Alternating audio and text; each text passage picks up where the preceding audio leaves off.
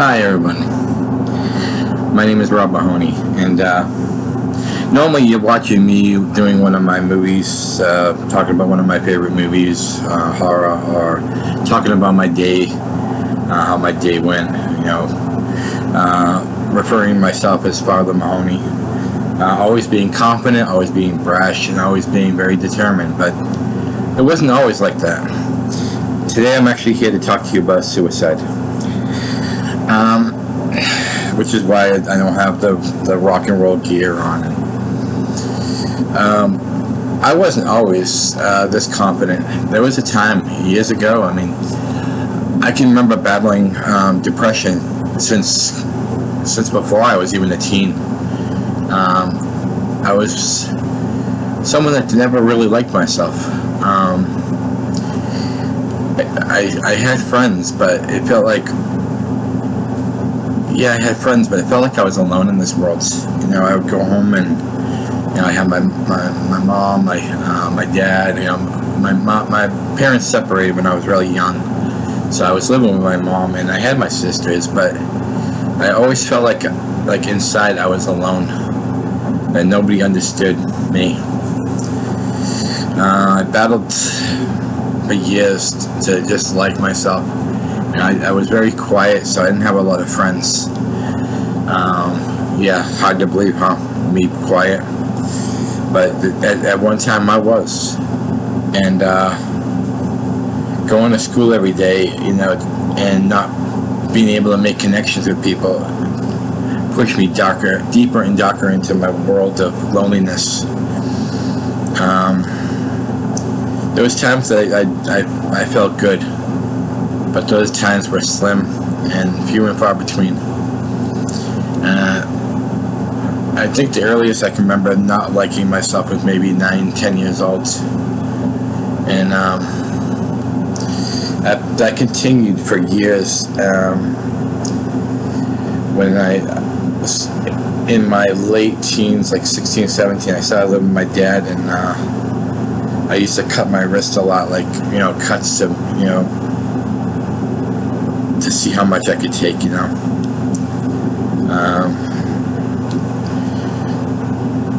This is hard to talk about sometimes, but I'm doing it for the greater good, because this is one thing everyone can battle against and everyone can understand.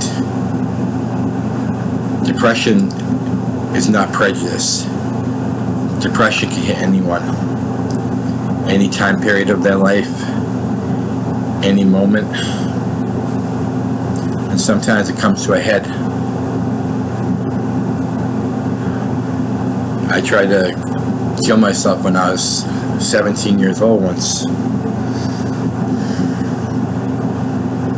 I cut my wrist so bad that it was bleeding, and I saved myself basically, and I don't know why I did. It was just something that after I did it, something told me, you're better than this. But that's it. Even though I didn't die that day, I never felt any better about myself. I was quiet all the way through my 20s.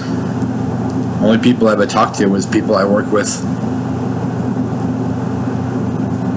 In my 30s, I was quiet. When I got married, I was a quiet person.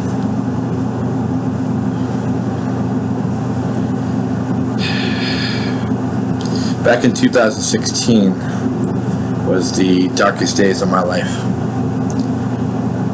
I was at an all-time high of how much I would look in the mirror, and I think I still have pictures on Facebook. I would look in the mirror, stick my middle finger up at myself,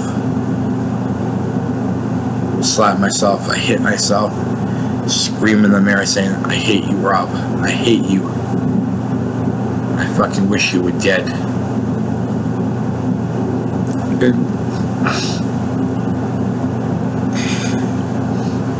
Two times that year, 2 separate times, it almost came true. The first time, I had a reality check.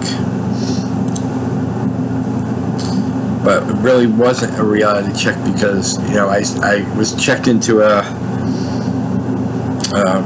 hospital that was for suicide patients, and they released me before I was ready. I asked them to please keep me more because I wasn't ready to go back into the world, and they didn't. I went back to work with the same thoughts, the same everything. That was February of 2016.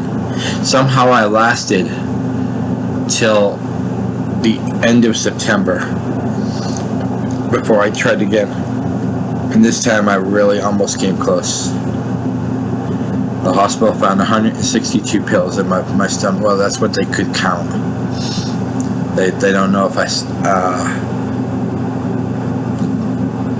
if some already dissolved or whatever the terminology is. But and over half of them were antidepressants. Like I think they said it was like 90 something. Or what they think? Yeah, I think my bottle. I think I had 90 something left, and those alone could have killed me. I don't remember anything until the next day, and I got sent to another hospital, a different one this time, and I spent 17 days there, and then they asked me if they would do like routine checks upon you, and I said I want to stay more. So they said with the most they can keep me is 7 days. So I stayed 7 more days, and this time after I checked, I was into it. What do they call it? Like a program, like an outpatient program. So I would go 3 times a week to this class, and you know, the class was a wake-up call, because I was in that class with people who were way worse off than I was. And what's funny is that they all thanked me for my story.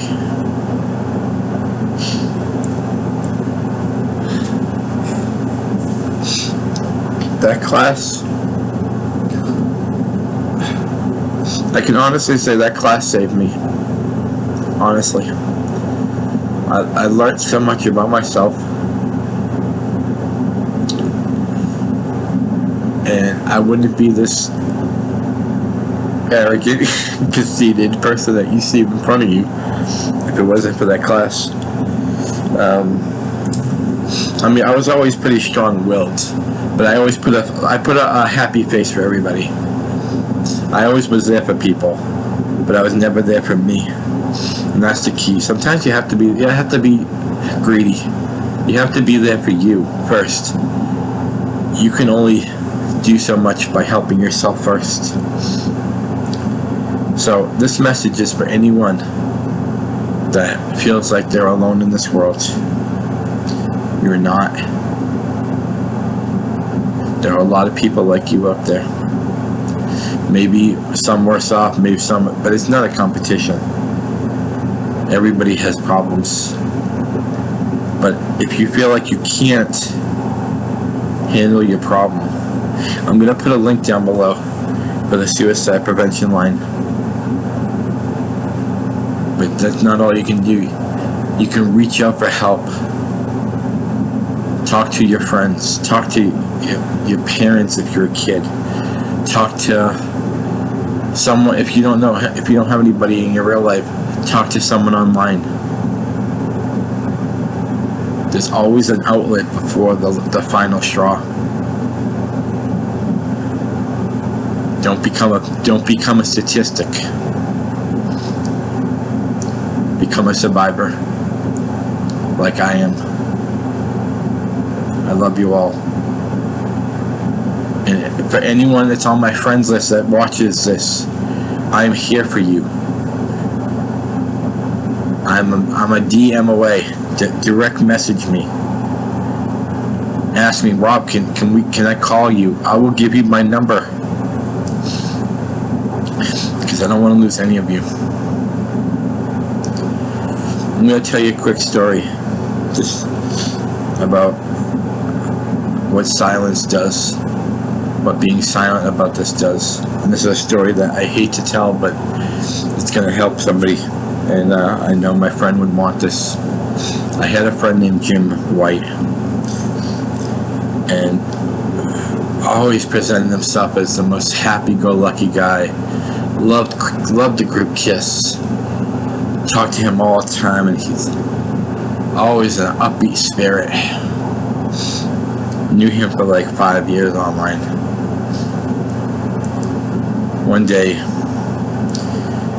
it actually made like some, I think it was like one of those, like, I don't know if it was like Newsline or it was like one of those online newspapers, and it said,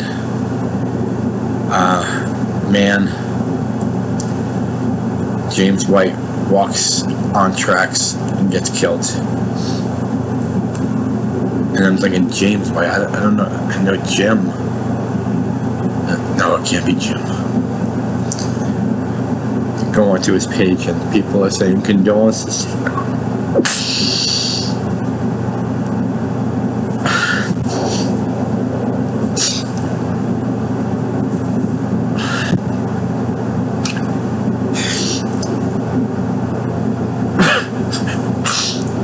And I'm haunted by this still, because I had just talked to Jim not more than 2 days before that, and he never told me. He never asked me. He said, Rob, I need help, Rob.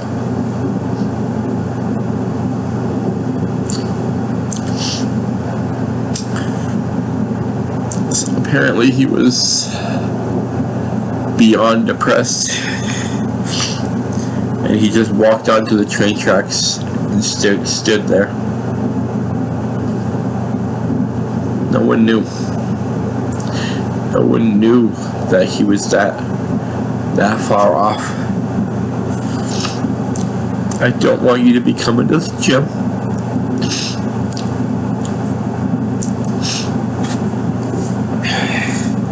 I love all of you guys.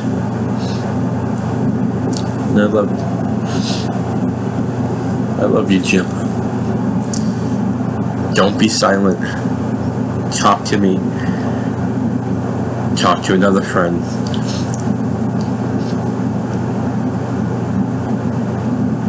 Silence is not golden.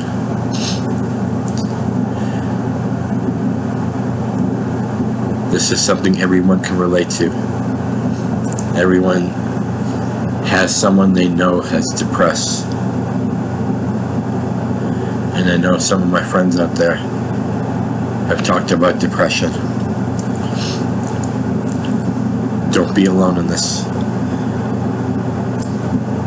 Call that hotline that I'm going to post down below in the comment section. I want you to spread this message. Maybe not my message, just the message of we're here for you. Go on my page right now, and there's a link that says 2 or 3 people, please pass this on. I want you to copy it and paste it on your page. Ask someone else to do it to us, and so on and so forth. Let's spread this word, because this is the real criminal in the world. Depression. This is the real enemy, and we're all in this fight together. I love you all. Don't be silent.